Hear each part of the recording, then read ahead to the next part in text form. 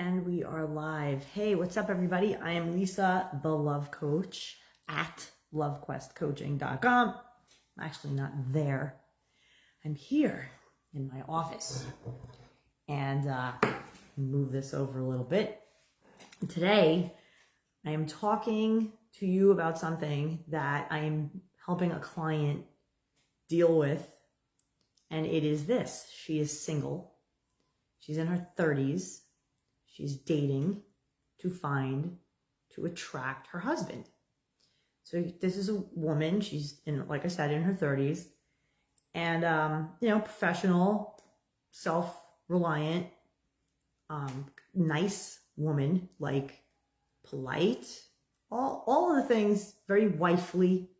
She's not, Jezebel energy, party girl, none of that.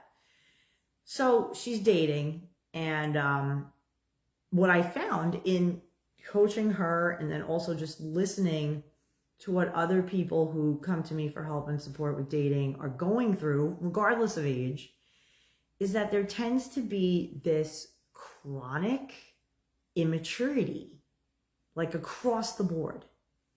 And it manifests itself in many different ways. Take this client, for example. She openly admits that she does not have a lot of experience in dating. And we're getting to the root of why that is. It is very important to understand why certain things happened in your life and certain things did not happen in your life. A lot of this is rooted in self-perception. So a lot of people out there may have been not so popular in high school or junior high or elementary school, or maybe they were bullied, or at some point they had a belief in themselves that for whatever reason, they were not enough. This is very common. And here's the cool thing too to understand. In some way or form, everybody at one point or another has this belief of not being enough. Doesn't matter if you were the prom queen, doesn't matter if you were the most popular dude in school, it does not matter. At some point, we all have to grapple with this deep feeling in some area of our lives of not being enough. So there's that.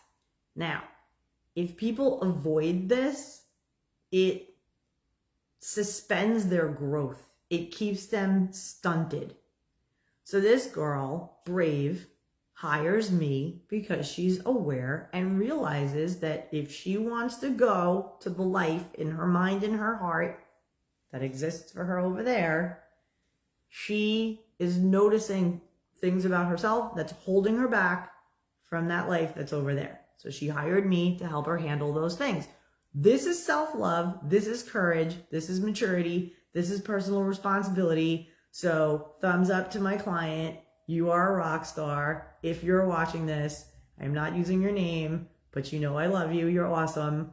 You're phenomenal, doing amazing with this work because it's very confronting. So good for you for making that investment in going over there. You are not investing in me. I'm just the vehicle. I'm like the Uber driver to help you get over there. But you got to get in the car and you got to get to the destination yourself.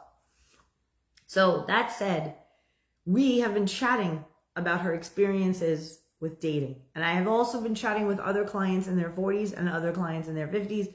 So it's across the board. There is this general energy, mindset of immaturity in society.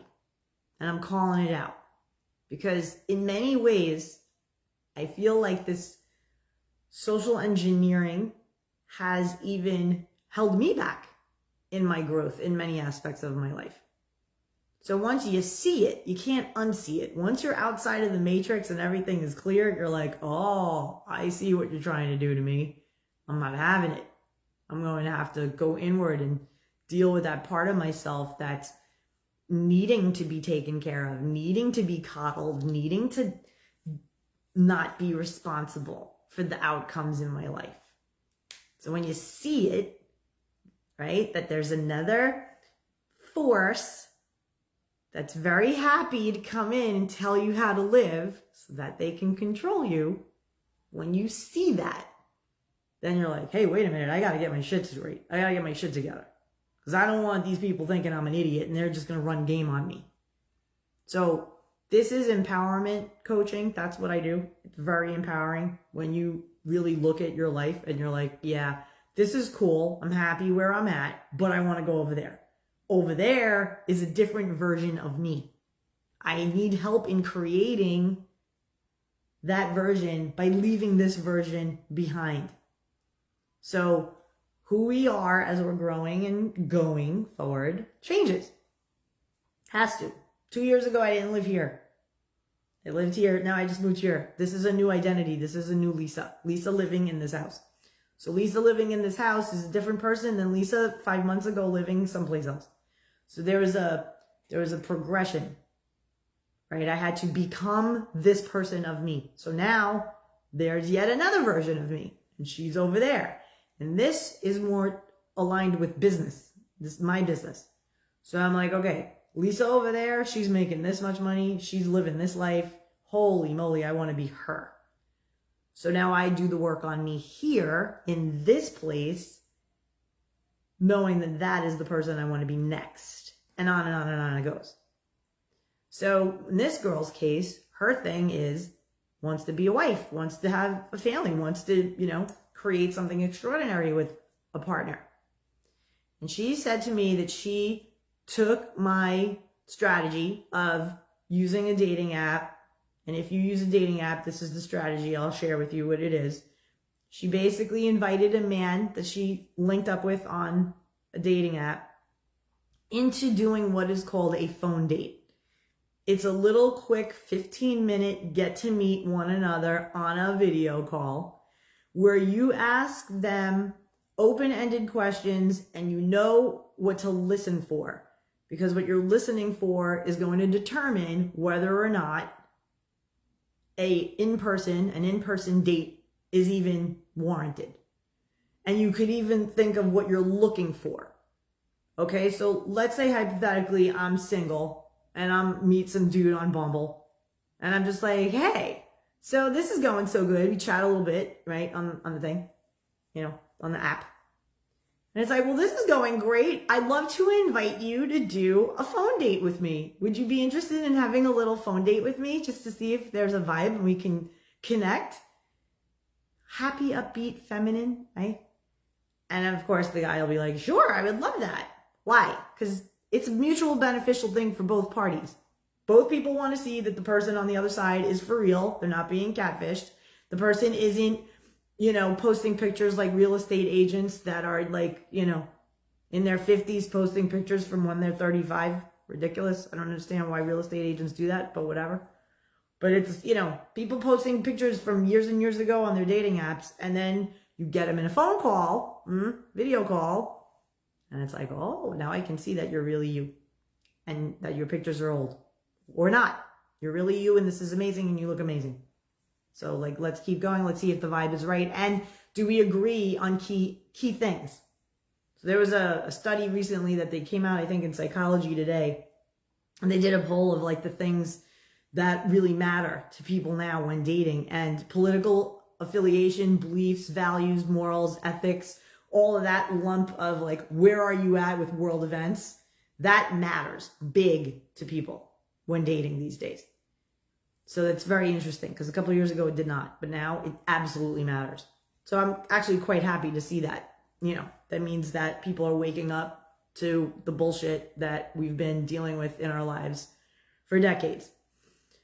So back to this whole thing with this woman. She goes into her phone date and she says to me, I noticed that he didn't care about where he lived. His surroundings, boxes of board games on the floor in piles, a box of books that his mother gave him. So it was she asked him oh, are you just moving in? And he laughed. He was like, no, I just have stuff around. And she had told me in step 1 of my coaching, which is get super clear of the person that you desire, your ideal person that you want to be with. And we have this fun exercise that we do where it's almost like this cool little worksheet, and it gives people the freedom and the space to just declare without any shame what they want in a partner. So that's step one, right? So once we got that handled, now I'm like, all right, go do it. And step two is, all right, I'm going to go on a dating app. And then when I see somebody that there could be a vibe, I'm going to invite them into a phone date, right? Because you want to see what's up with these people.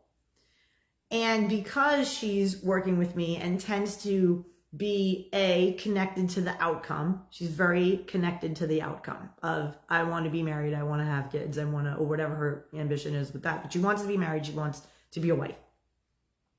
So she's very, very, very connected to that outcome. And when we get very connected to the outcomes of things, it muddies it up. It doesn't allow space for faith. It doesn't allow the magic to happen. You're trying to effort it, and why isn't it happening? And I don't know, and I'm doing all the things that stop doing, be feminine, just chill. Just go live your best life, create your best life. And in that spirit, in that energy, you will be magnetic, and you will roll with your friends, and you'll just be like, I'm out for fun. I'm not out to meet anybody. I'm open to meeting somebody. Openness, but not attached to the outcome.